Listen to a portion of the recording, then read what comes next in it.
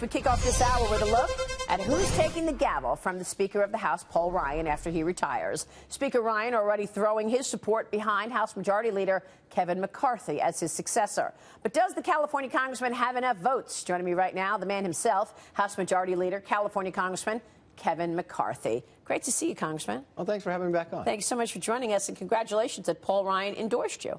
Well, it's humbling that he's endorsed, but the most important thing here is we have to make sure there's an opportunity for a Republican to even run for Speaker next year. So we have our work cut out for us. We have a great team in this conference. We're fighting hard. We've had a lot of successes, but we've got a November election to go forward, so it's a little premature to everything. Do you feel that you have the support from within your party to become the next Speaker?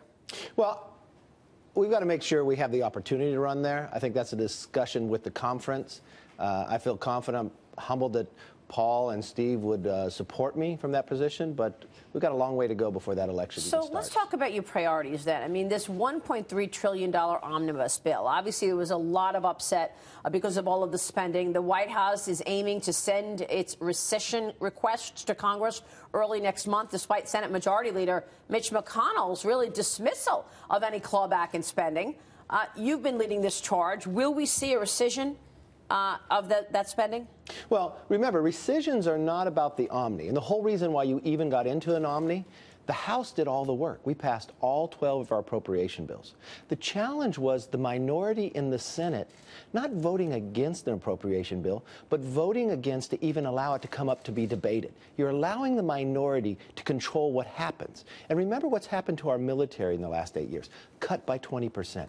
More of our men and women were dying in training than in combat. They were going to museums at times to get parts for our planes. And the world has not gotten 20% safer. But this is where the minority in the Senate withheld everything. You watch what they're doing to Pompeo. You watch what they're doing to all the appointments. They're playing politics. Now, a rescission is much like what we've been using before. Remember our Congressional Review Acts that allows the Senate, just with 51 votes, to repeal this burdensome regulations? We were successful 16 times. Rescissions have been used always before. Reagan used it more than 200 times. Bill Clinton used it more than 111 times. It's our ability to go back, find waste, and I think any member of Congress on any side of the aisle would want more ability to eliminate wasteful spending in government. Yeah. So what we're doing is we're looking back, not just when it comes to the Omni, any place in government. And it should be used many times. So it's our ability, you could pass it in the House, and then you could pass a bill in the Senate with 51 votes to be able to cut spending, but nothing to do with the Omni. It makes perfect sense. It does. Actually. So why would McConnell be so dismissive about it? The Democrats are trying to play another political game. This was common practice with Clinton, with Reagan, with Ford, with Carter. Obama did not use it. And so, from my point of view, any opportunity we have to be able to save the taxpayers' money, we should work together and make it happen. So you're still working on that then? You're very much. I just had Mick Mulvaney in the office last week. Do you think that the president just, after signing it into law, basically said, well, now everyone's complaining about the Omni and there's too much spending, even though I understand the rescission is not about the omnibus per se. But do you think he just decided, well, you know, that was a mistake? Did you feel that it was a mistake after you signed it? No, because when you're looking at going for the military, what the mistake is allowing the minority in the Senate to control government.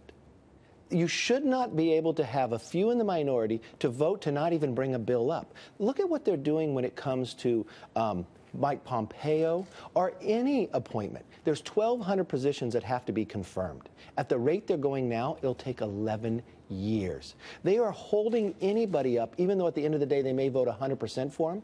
They're just trying to stop government from being effective, efficient, or accountable. And this president has look at what he's cut on regulations. Look how he used the Congressional Review Act. It's only been successful one time in history prior to President Trump. Look how much regulations he cut.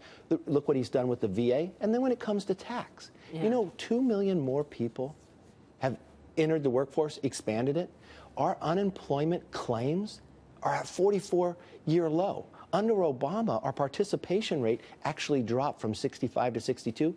It's going back up to more people in the workforce here. These are all positive things.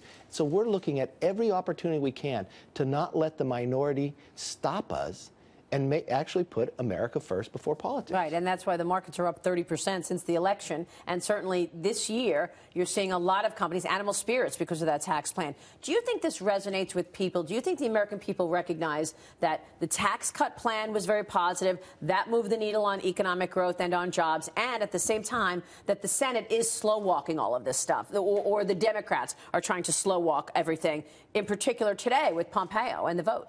Yeah, to me, it's more and more seeing it because, look, I just watched a small business I read the other day in Nevada got a bonus. And this one employee, John, it was a small business. He just had a new child that had some difficulties. He was worried about how he was going to pay that bonus. 39 states have now their electrical bills lowered because of that tax cut. In one company, 1.2 million employees now have a longer maternity leave because of that tax cut. That's a big deal. That's not Armageddon, and those are not crumbs. Right. So there wasn't one Democrat that stood up against Nancy Pelosi or Schumer and said, I'm going to vote for the American public. I'm going to let them keep more of what they earn.